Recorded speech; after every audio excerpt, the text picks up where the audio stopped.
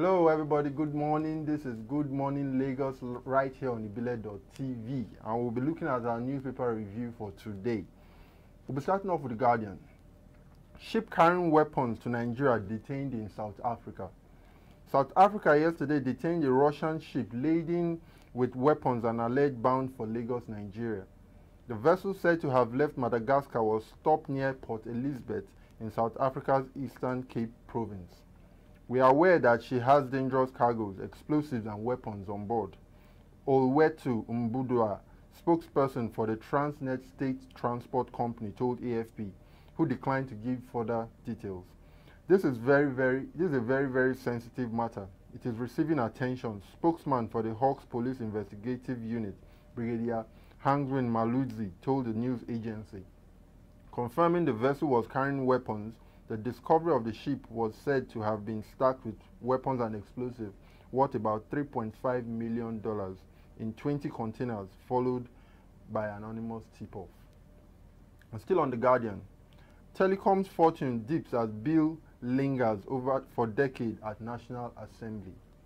The vandalization of telecommunication infrastructure in the country might have taken a turn for the worse, given the failure of the National Assembly to pass the Critical National Infrastructure Bill 10 years after it was presented. The Guardian learned that the rate of vandalism, especially fiber cuts, increased by 60% between 2016 and now. In 2015, the industry recorded about 1,200 cuts. Over 10,000 generating sets have also been lost to miscreants amidst the theft of batteries at base transceiver stations and sites. I'm moving over to The Punch. Ajimobi meets Ayefele, sets up committee on demolition. The Oyo State Governor, Abiola Ajimobi, on Thursday met the owner of Fresh FM, Yinka Ayefele, over the demolition of the radio station on Sunday morning. The building was partly demolished by the state government over contraventions of the state's physical planning rule and the inability of Ayefele to provide the relevant documents when asked to do so. The governor immediately after the meeting set up a panel to look into the demolition. The governor said the demolition was neither a witch hunt nor politically motivated, insisting that it was due to the contravention of the state's property law. Ajimobi described Ayefele as a good man and a responsible citizen, stressing that the next step was to find a compassionate means of resolving the issue. Still on The Punch, Niger pilgrim returns 400,000 naira found in Saudi toilet. A pilgrim from Niger State, Musa Edotsu, has reportedly returned a cash sum in foreign currency equivalent of 400,000 naira, which he found in a toilet in Saudi Arabia while performing the Hajj in Mecca. Northern City News gathered that the money belonged to the chairman of the Enugu State Pilgrims Board, Zulkarnain Said. The journalist from Niger State, Abdul Isha, reported from the Holy Land via WhatsApp that the Nigerian pilgrim returned the money to the Niger State Pilgrim Board official, who in turn gave it to the owner. Amerul Hajj of the Niger State Pilgrims, Abubakar Magaji, said the amount was handed over to the owner after identifying the other items found in a handbag, which included a passport and some keys. Magaji was said to have appreciated Edotsu for his honesty at a time most pilgrims had run out of cash, saying the pilgrim would be rewarded with $200 by the Pilgrims Board. And on the Vanguard, Third Mainland Bridge closure, tankers, trucks take over alternative routes. The temporary closure of the Third Mainland Bridge to allow for a 3-day investigative maintenance test prior to its repair began last night, with strong indications that serious hardship awaits motorists and other road users in Lagos. The Lagos State Commissioner for Works and Infrastructure, Mr. Ade Akinsonya, had, while announcing the closure, advised motorists to use designated alternative routes, pending when the bridge will be reopened to traffic. The designated alternative routes include those coming from Lagos, Abeokuta, Agege, Ogba, and Ikeja to make use of Oshodi via Mushin Ojo-Elegba to connect Kata Bridge into the island. Those from Ikorodu, Maryland, are to make use of Funshaw Williams Avenue, formerly Western Avenue, via Yaba to Imbo and connect Eko Bridge into the islands. Motorists from Okokumaiko, Festac, Oshodi, Apapa Expressway are enjoined to ply through Ajegunle via Marine Bridge to Ijora to connect Kata Bridge to Akpogmo into Lagos Island. Conversely, motorists from the island are expected to ply Eko Bridge and Kata Bridge into the mainland, while those in Lekki Ajah can also make use of Ekpe axis through Imota into Ikorodu. And on the Vanguard, since 1960, no government has touched lives to the poor like Buhari, says Keyamo. Spokesman of Buhari's campaign organization, Mr. Festus Keyamo, has said that since 1960, when Nigeria gained independence, no government has touched the lives of the poor like that of the President Muhammadu Buhari, like that of President Muhammadu Buhari. Festus Keyamo made this known at the inauguration of the Buhari Osibanjo Project 2019 in Ilorin in Kwara State. Keyamo, who delivered a lecture on the occasion, said the previous administrations established the worst system of government based on sharing formula of the nation's treasury. He said Buhari has done what to take the bullet from the rich to protect the poor.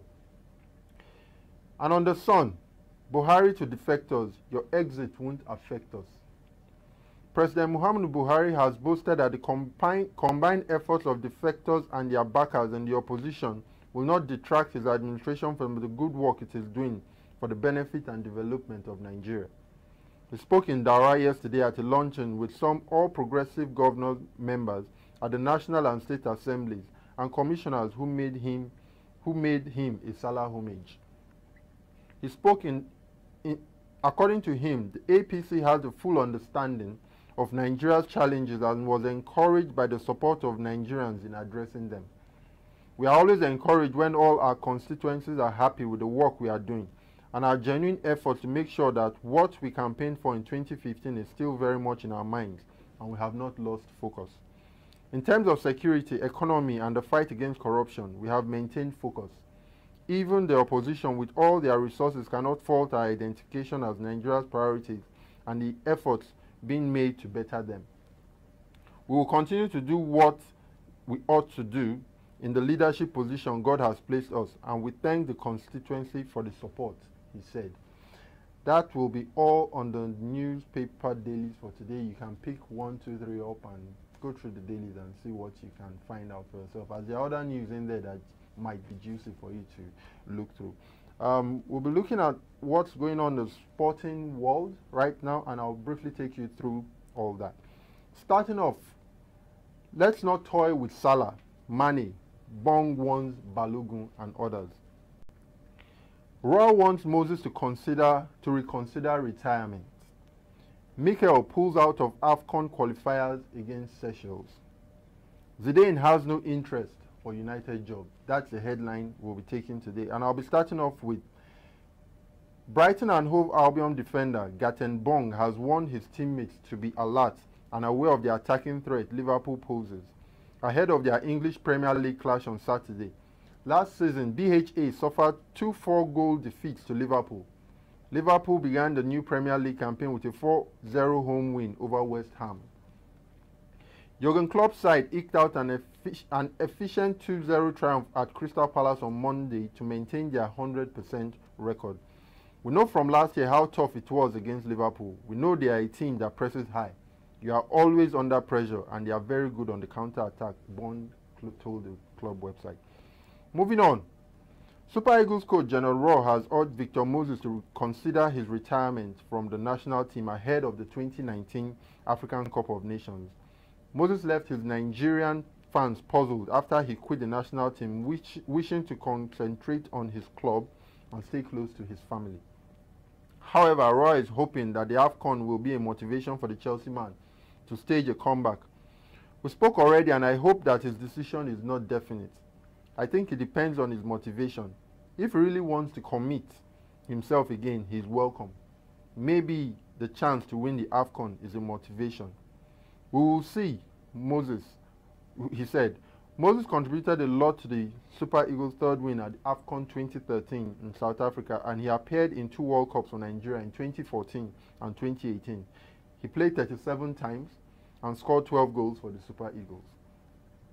Mikel pulls out of AFCON qualifier against Seychelles. Super Eagles captain John Obi Mikel has told team officials He would not be available for the African Cup of Nations qualifier against Seychelles on September 8th. According to coach Geno Rohr, Mikel, who is just recovering from injury, wants to be fully fit and fight for his place in his China club, Tianjin Teda. We spoke together. He's just coming back from injury and he needs to push his club commitment to get back in shape. Zidane has no interest for United job. Former Real Madrid coach Zinedine Zidane would prefer Turin over Manchester for his return to management. Despite claim of Zidane selecting Manchester United as his next destination, he favors the latter. Allegri, Zidane wants to return to Juventus and has let it to be known he's keen to succeed Max Allegri next season. It suggested Juve already have a plan in place for the arrival of Cristiano Ronaldo, which is key, and they have already bought the player and are already using him. So we are looking at a situation whereby Zidane might come into the flank and possibly meet up with Ronaldo once again to make things better for the club. Meanwhile, talks of Zidane's United ambitions have been dismissed. The Frenchman is no fan of English football, nor does he enjoy speaking the English language. That is all on sports for today on Ibile.tv. We'll be looking at what the weather is saying in Lagos. Possibly it might be raining in your part of town, so let's just see what's happening. We'll be right back.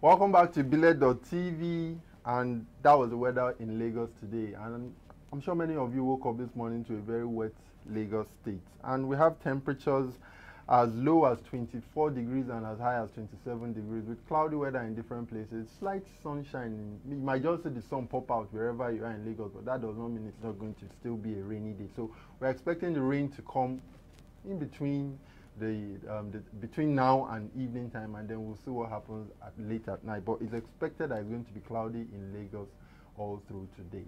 That's the weather we have for you today, and that will be all on Ibile.tv. Hopefully you will go on our social media platform, drop a comment, one or two, telling us how you feel, telling us what the weather is saying at your part of town, and do subscribe to all our social media platforms at IBILEDOT TV on all social media, and subscribe to our YouTube page, and it would be nice to see your comments on our pages as well. So have a lovely day in Lagos and stay safe. Welcome back.